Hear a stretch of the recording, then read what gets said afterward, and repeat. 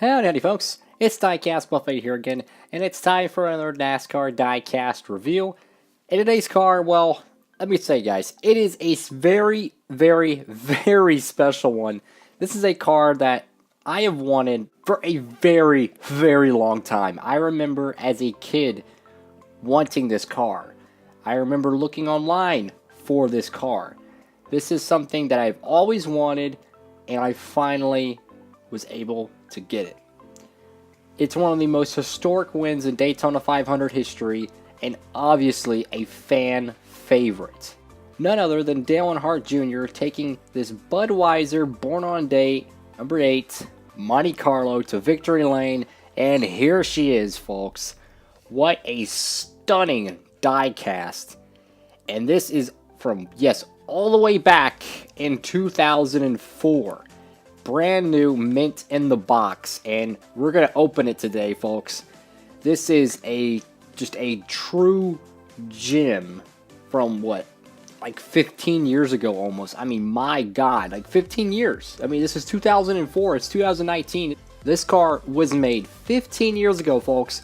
15 years, and it's remained in this box. And when I think of 15 years, I think of everything that has changed. I think of all the music that has changed. I think of all the annual awards, you know, how different artists have retired and how different artists have came in and how racing has changed, how all the drivers who've retired, you know, the sponsorships, the logos, everything has changed over the 15 years. And this car remains a time capsule into, my opinion, a much simpler time in NASCAR. This was the inaugural season of the Nextel Cup, as you can see right here. It does say Nextel Cup, but just a beautiful diecast, and this is one that I as soon as I get this thing open and review it, let me tell you, it's going straight in the case, because this is a diecast that I have always wanted, man.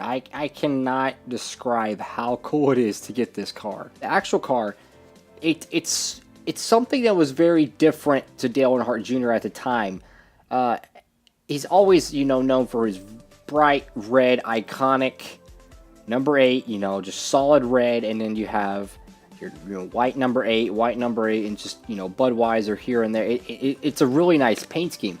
But this is like an inverted version. You have the white, that's the base color, and then you have a little bit of red accents, and then you just have like this kind of gold trim around the car. And it just, man, I mean, this car is beautiful. It is a beautiful car. And to think that he won the Daytona 500 in this thing, it's truly special. And on this car, it actually happens to have the actual date of the Daytona 500, February 7th, 2004, which is, it's really cool, guys. It's really cool how this paint scheme came together so well.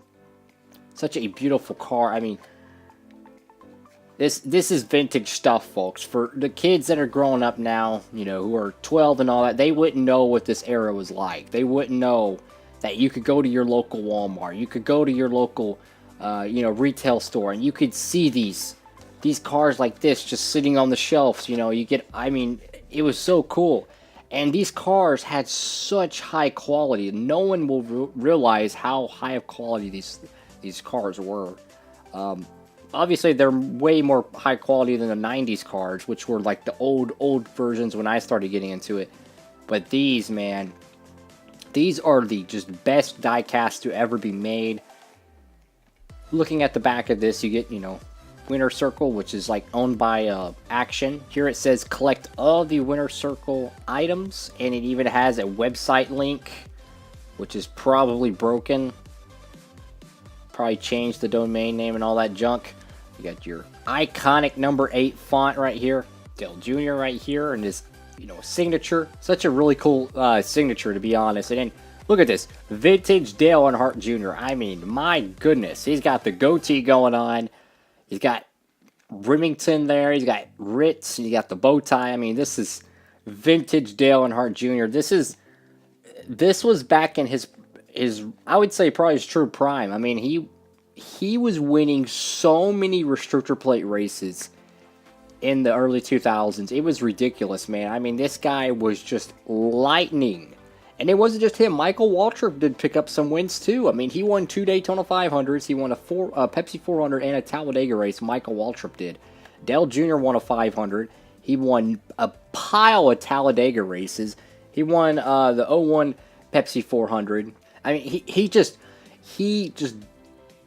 DEI as all together, which was this team, you know, Dale Earnhardt Incorporated, dominated the early 2000s on restrictor plates, and it's a wonder, you know, it's a wonder looking back how dominant they were.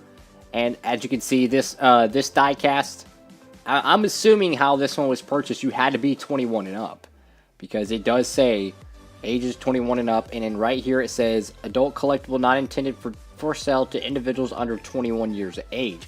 Meaning that I couldn't even buy this, I don't think, at the retail. As of this recording, I'm 19, so it's kind of funny, you know, it's kind of funny. So if that was actually true, you actually had to be 21 to get this. That's really cool. But it does come, you know, on the base. You have a base here, but unlike Lionel's crappy bases, this one actually has the screws on it. It's just, I think about this car and everything that this car has seen. Everything this car, you know, just the atmosphere, how, I mean, just the littlest things that are just so nostalgic and just cool. You know, I could just imagine this sitting in like a kid's room or something, and, you know, his dad buys it for him, right? And I could just imagine, you know, all the conversations and NASCAR races that this thing has heard and seen, you know, talking about, oh, who's going to win the championship this year? Oh, you know, Tony Stewart just won the 05 championship, you know, just who's this Jimmy Johnson guy? He's already won 2 championships, you know, just seeing how the years have gone by. I mean, it's really cool. I mean, looking at stuff from 2004, like just vintage cereal boxes from 04. I mean, music. I mean, this was back when Green Day was actually new on the radio. I mean, it's crazy. And I was very young in 2004, you know. I was very young, but I can still remember those days. You know, I remember when you could turn on the radio and you would hear Boulevard of Broken Dreams all the time. I remember you could turn on the radio, you would hear, you know, bands like Nickelback and stuff like that, which, you know, a lot of people don't like that band. But what I'm trying to say is that this was back when this stuff was new. Of course, Nickelback didn't release their iconic Photograph song until, what, 2007, I think? Something like that, but nonetheless. 2004 was a great year for video games as well. We've seen, in my opinion, the greatest video game of all time released, Grand Theft Auto San Andreas. We've seen, what was it, Gran Turismo 4, which is one of the best racing games of all time. I cannot say enough of how nostalgic and amazing that game is. I believe the game has over like 700 to 800 cars in it. Has real 24-hour racing in it, like legit 24 hours. You could actually hire drivers or race it yourself that last 24 hours. I mean, it's just amazing, the technology that the 2004 video games possessed. I mean, Grand Theft Auto San Andreas was such a huge game. And what I'm trying to paint this picture here is that this all happened in the year 2004. This car was made in 2004. All that energy, you know, all that excitement, you know, everything, man, it went in this car, and it has not been opened or touched since then. It is a true time capsule, folks. It really is. Let's get it open, guys. Here she is out of the box. Wow. Just wow. This is a gorgeous die cast. And oh my god, is this car amazing. So, starting off, you have this just really nice alternate kind of inverted style paint scheme with the white, the red, and you get these, you know, kind of like little these very iconic DEI stripes that are like an E that just like it's like fading out. But around the car, you know, on the hood, around the car, the edges of it, you see this gold trim, which is just beautiful, beautiful. And then over here on the hood, you have, obviously, you know, you have the Budweiser Born on Date. But what's something really cool about this is that looks like it's black. The Born on Date shield, it looks like it's black. It's not. It's actually really, really dark blue. And you can see that right here, kind of like you see how that this part right here above my left thumbnail, how that kind of has like a bluish tint. This car actually does have blue. Now, I don't know if the 8 background is blue or not. I don't know, but what I do know is that these little details are.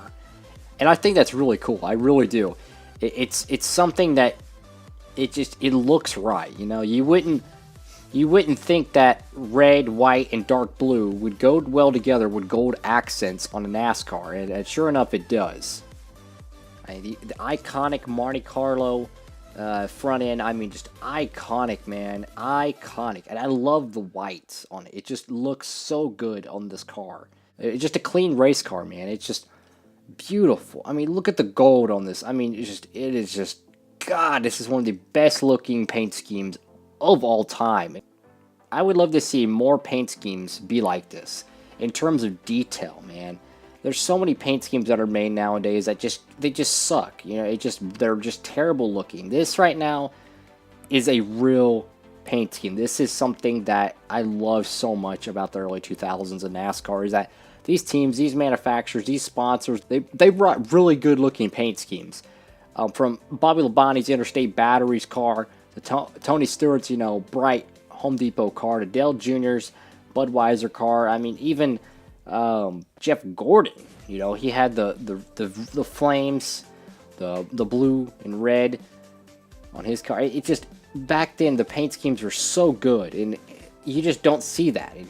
I do want to get this thing off the base, so let me go ahead and do that real quick. And the base is off this beauty, and wow, I mean, just, I cannot get over this diecast, guys. I really cannot. This is a special diecast. The feel, the quality of it. I mean, this is from a time in NASCAR where not only was the racing good, but the merchandise was so good too. Diecasts tremendously fell off in quality, but let me tell you, in 2004, that was definitely not the case. Beautiful, and you can just see the level of detail on this. I mean, you have a trim line all over this thing. You have just the beautiful Budweiser font. I mean, Born on Date. I mean, it's just the detail on this paint scheme. These cars are just so good. I do see a little bit of a hiccup right here. I don't know what that really is. As you can see, the little hiccup underneath the Y on the Goodyear. It's like a little bit of a scrape or something, but that's okay. I mean, it happened 15 years ago, guys, so I mean, you're going to have that. But just a beautiful die-cast. Dale Earnhardt Jr., my favorite NASCAR driver of all time, took this bad boy to victory lane in 2004 in the 500. And just amazing, man. That was his first of 2 Daytona 500 wins. And I remember, growing up as a kid, I didn't even know he won the 500 for a while. It was only until, you know, I really started watching NASCAR a whole bunch and realized that, wow, Dale Jr. already won the 500, and I didn't get to watch it. Sure enough, in 2014, Dale Earnhardt Jr. wins the Daytona 500, and it was the most special moment of my life. And I'll tell a little story here. That, at the time, my grandmother was living with us. She was in her last few months, and it was the first NASCAR race I actually watched with my grandmother. Sure enough, my favorite driver wins the race. I have been begging him to win the Daytona 500 so I could actually watch it and see him do it. Let me tell you guys, I was like 13 or 14. I was on the floor crying when that happened. I couldn't believe it. I've watched all these NASCAR races and I never got to see Dale win the 500. And I watched it one time with my grandmother, who passed away a few months after that, and sure enough, he wins it. I remember looking up at the TV screen and seeing 2014 Daytona 500 winner Dale Earnhardt Jr. And Jr. was, he had his helmet off, he had his hat on, and he was waving out the left side of the car with his hand. Just I cannot believe that happened, man. It's crazy, you know. And it's just one of those moments that I can never, ever replicate.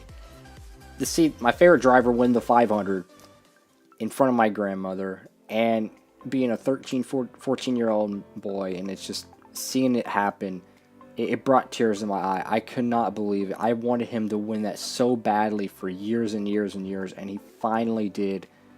It was a magical night. I could not believe it. And it just shows that some things are just meant to be. And this was obviously his first Daytona 500 win, but now I have his first and his second Daytona 500 win in 164. This paint scheme, man, is just, it is a beautiful car. This is an amazing, amazing die cast. And this is a great way to kind of get everyone ready to watch the Daytona 500, which is tomorrow. Don't miss it, folks. I've made a prediction video earlier. I picked Kyle Busch to win. Who knows how that's going to play out. I'm ecstatic, man. I am ecstatic for the Daytona 500. It is my favorite day of the year. NASCAR is my second favorite sport, a very close second to the NFL. But I rather watch the Daytona 500 instead of the Super Bowl. And I say that with a complete, straight, honest face, because I legit love the Daytona 500 more than any other sporting event in the world. I get goosebumps. I get chills when I think about it. I love the Daytona 500 so much. I hear, like, I can play NASCAR theme music the night before the 500, and I know that, oh my God, it is finally here. As soon as the checkered flag falls in the 500, I am counting down to the next one. I just love Daytona so much. I love it. It's like a holiday to me, man. It's like a holiday every year, man. Daytona comes around, and there's just nothing like the Daytona 500. Find me something like the 500, and I'll find you a liar. The only thing I can think of is probably the Indianapolis 500, but I still get giddy about that. But the Daytona 500 is just absolutely amazing to me. Well, I think it's time to give this car a proper home. See if I can get this thing in here. Here she goes, folks, into the case. Bam. And would you look at that? It is complete. The 2004 Daytona 500 Dale Earnhardt Jr. 164 die cast is in the case. If you like the video, please give it a thumbs up. If you like more content from Diecastbuffet, smash that subscribe button. Thank you all so much for watching. I hope you have a great one. Hey, Diecastbuffet, signing off.